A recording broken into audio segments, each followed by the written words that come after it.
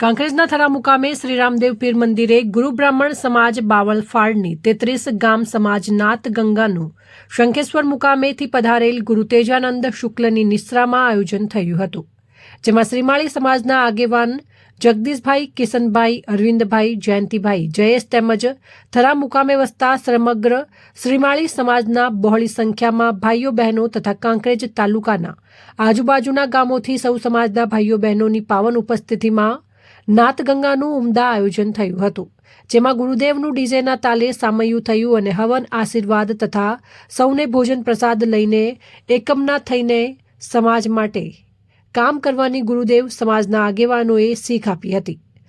થરામાં વસતા શ્રીમાળી ભાઈઓએ નાતગંગાનું આયોજન કર્યું હતું. અહેવાલ વી.કે. ડાભાની.